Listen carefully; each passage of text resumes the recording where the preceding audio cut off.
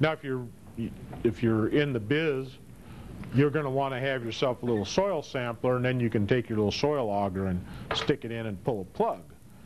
Then you can test and see actual visually what you got. Now that's not going to give you percentage moistures, but at least you can get kind of a feel, and you know that's one way to test for moisture is the feel method.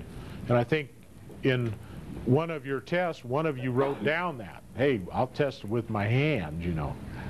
So, and that's legitimate. You can tell by squeezing the soil pretty much what its moisture content is once you get experienced at it. And it's real obvious when it's dry. Now how wet is wet becomes another question with the feel method. So you have to have some way to do some quantitative measuring as well. But you can sure tell if it's bone dry.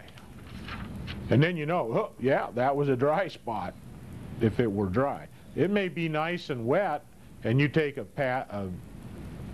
plug out of it, and there's plenty of moisture in it, and you still got dead grass on the surface. Then you got a bug or a pathogen, some kind of critter or fungus attacking it at that point. So, and boy, there are some golf courses around this part of the state this last summer that really got hit bad. We had that extreme heat in August, and there were a lot of golf courses that had some serious problems due to inadequate irrigation systems. And then there were other courses that had some serious problems due to disease that thought they had an irrigation problem, and then they continued to overwater at that point, and they compounded the problem of the disease. So you really have to be careful on your diagnosis so that you make the right diagnosis so that you don't propagate the disease. Oftentimes it's the humidity that causes the disease in turf. And all of a sudden your turf starts dying, and it could be anthracnose and you thought it was underwatering, and so you just keep pouring the water on it, and then you got it everywhere. Then you've managed to spread that all over the place. You've been better off to shut the water off at that point and dry the thing up, and that'd be a help to try to combat the problem. But instead you compounded the problem by keep watering. Because you weren't aware, you thought it was lack of water, and it was actually some kind of fungus that was attacking it. So again, you know, knowledge is power. And you need funguses die, or do they just go dormant also? You know, those funguses live in the soil all the time. All those bacteria, the funguses, the molds, they're around. It's whether or not they get just the right conditions to explode in population. It's kind of like salmonella in your body. You know, we all have salmonella in our bodies. But if it gets a chance to flourish, it could kill us. Unless you've been taking enough antibiotics, you've killed all the bacteria in you, you're going to have some salmonella. And you say, oh my God, I can't have salmonella, I'm going to die from salmonella. But you don't. You know, it's the amount that you have that's going to get you. There's always going to be all of these pathogens out in a field.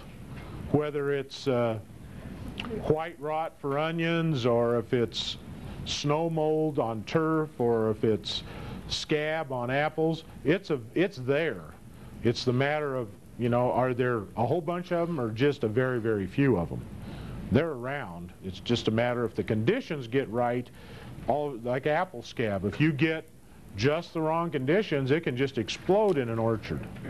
It's always going to be there, but it has to have extremely perfect conditions for it to really take off and ravage an orchard. But it can happen.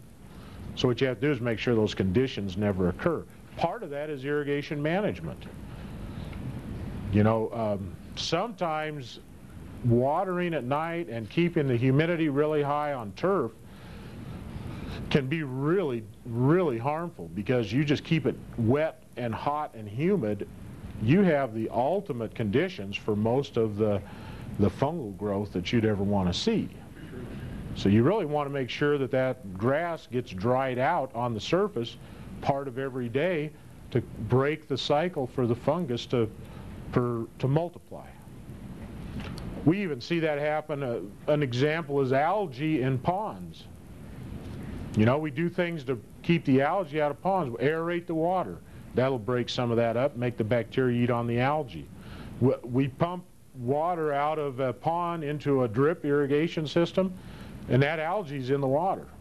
It gets into that tubing, and that tubing is nice. That sun hits it, boy, it warms up the water, gets it up to optimum growth for the algae. The only good news is we make it so the sunlight can't penetrate, so that it won't photosynthesize. By putting black in the carbon black in the tubing, it reflects the sunlight so no photosynthesis can occur inside that tubing.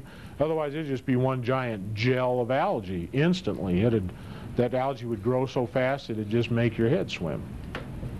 So there's ways of combating those little pathogens as they occur.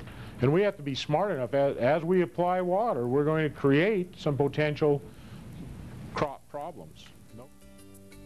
We're going to talk about cooling and frost protection later on. We're going to see some real problems those things can develop by, we're tricking nature, but in the process nature can trick us. So we have to be pretty smart on which way we go with that stuff. The